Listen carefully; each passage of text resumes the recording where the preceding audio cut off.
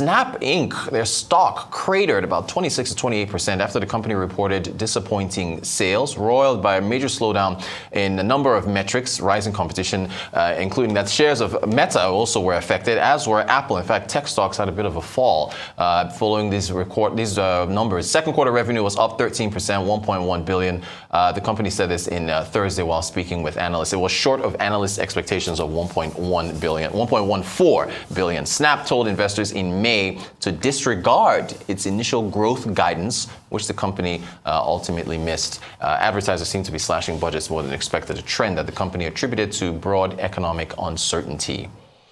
U.S. Commerce Secretary Gina Raimondo has said the United States can't keep relying on Taiwan for semiconductors and needs to pass legislation to support the domestic production of high-end computer chips. Here's what she said. Our dependence on Taiwan for chips is untenable and unsafe. This is a Sputnik moment for America. I mean that very sincerely, and this is a project that we are working on.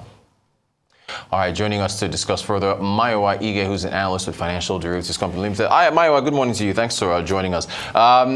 Snap results. Well, what did you make of it when you saw, I guess, flip through the Q2 earnings?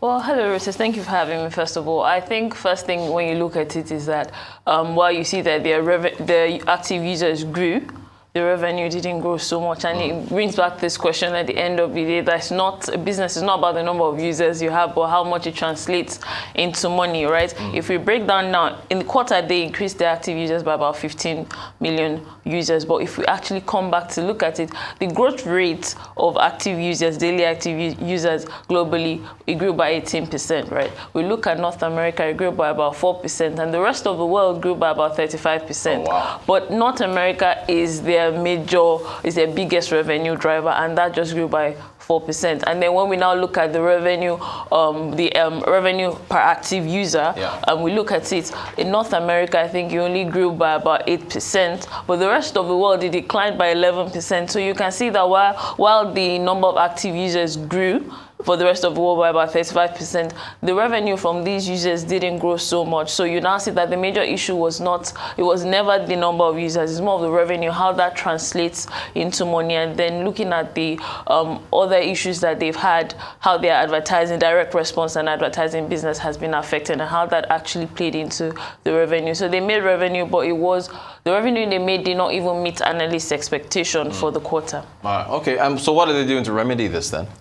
Well, in the quarter, they had already taken some initiatives. They have their subscription-based Snapchat Plus, where people pay a fee for exclusive content and all of that. They have this flying drone where it takes a snap of you and comes back to your hand. And they enable Snap for web tools for certain parts of the world. So they're already doing this. But in those things, you can look at it because Twitter already had a model. They had this model where you could pay a certain fee, about $2.99 for and additional services. Yeah. But we've not seen that play so well for Twitter so far. So the jury's still out on that for Snap, right? But currently they're planning to limit their hiring, reduce the rate of hiring so far for this quarter, especially when you look at the macroeconomic conditions. They're also looking to increase their active user base. But then again, when we look at the past results, it's not really about increasing your user base. Where the revenue, what part of the world are you going to be increasing your user base? So yes, they're looking at India. They've been increasing revenue in India, but I don't think that they're going to get the revenue that they require right now from India, right? But long term, it's going to be a good strategy for them. But at the moment, I'm not sure I don't think that they will see that revenue from India right now. And also, they're looking to diversify their revenue base. So we're looking at how that will play for them. And they've recently retained their CEO and CFO for another 4 years, and also said that they will do a stock split if their share prices reach $40. All right, very in-depth breakdown there. Thank you for that. This advertising issue, you see that affecting the Twitters and Facebooks of the world? Well, to an extent, yes. But when we look at it, this advertising issue mainly came from this privacy policy, I think Apple's privacy policy, where users have to give their consent before you can track their data, right? And so far, it's affected Snap a lot and Facebook a lot, but not Google has so far been a bit protected a bit from that policy change because it involves cross-tracking. I think Google has a way of retaining their own data and they're not being really affected by that to an extent. So, but generally, I think investors will be looking at Snap's results to see how it would affect Meta and Alphabet, considering that they are all digital advertising platforms in some sort, and they are all vying for the same market share. And then you have their new brother or sister, TikTok, causing trouble for them. And then so there's increased competition in very challenging times and depressed income from consumers and also companies trying to manage their revenue and also how they spend their advertising. And it's also very important if I'm going to, as a company, when you're spending for your revenue, you want to be able to track how your marketing is doing. And so this policy is going to cause a problem when it comes to tracking. So it's possible companies are not exactly looking to spend so much. There's a pullback, at least for now, on that. Understandable, looking at the economic issues. Let's talk about chips from Taiwan and the U.S. Dependence. Gina Raimondo, U.S. Commerce Secretary, making those comments at a forum that the U.S. can't continue to depend on chips from Taiwan. How did Taiwan get where they are today, where they're this big, and the Americans are depending on them for their chips?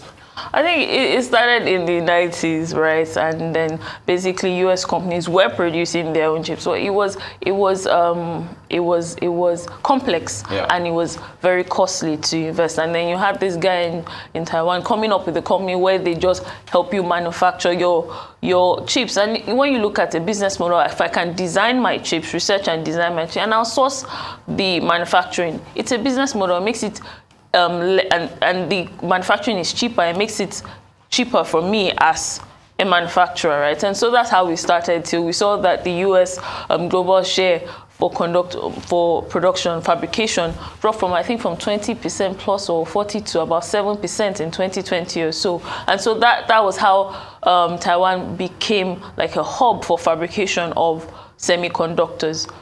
That was really what happened, and it just made it easier. And then now we have the likes of Apple, I think Amazon, Qualcomm, outsourcing the manufacturing of their chips to companies in Taiwan. Oh, wow. And as far as this chips bill, I know, what's his name? U.S. Senator Chuck Schumer was talking about pushing it forward. Raimondo is also supporting it as well. But there's been a delay, right? Well, what do you think is holding it up? The Republicans? Well, I don't think so. You see, if you're going to come up with this bill, there are other things you need to consider. By the time you look at what it takes to build that infrastructure for chip manufacturing, it's intensive. It's not cheap either, right? And then really when we look at the reason for this bill too, is we're also considering the political undertone, right? There's the issue with China's invasion of Taiwan, that political undertone between the Chinese and with Taiwan, right? And so the U.S. is trying to protect themselves. If China takes over Taiwan, what would happen? They're now in control of a hub of manufacturing of semiconductors. Right. We need semiconductors for all the EVs that we see, the transition to technology. A lot of things, semiconductors are the base for a lot of the technology that we use. Yeah. And so having China control Taiwan is going to be a huge risk if the US is still relying on Taiwan. And so that is majorly the push. And it's not only the US that's looking at this. You have the EU also. I think they released about 43 million euros to also boost production of semiconductors in Europe in order to also protect themselves from the possible risk that China invades Taiwan. Interesting. Thailand, this tightening of crypto regulation, what do you make of it? I think at the end of the day, it really shows us that crypto is a very, very volatile asset, right? You can't, as a country, you can't regulate it and make it stable for all your citizens, right? You say you have the younger people in Thailand putting all their savings in crypto, and it just shows that I don't think that there's a regulation. I'm not sure how regulation really is going to work for crypto. We can try, but right now, I'm not really sure of how that will work, and it just shows the risks that are involved in crypto, especially the volatility, the liquidity of it, and how we have to, as a country, you need to protect your people from those risks. Mayowa, financial analyst with Financial Derivatives Company Limited. Appreciate your time. Thanks for joining us to talk about that.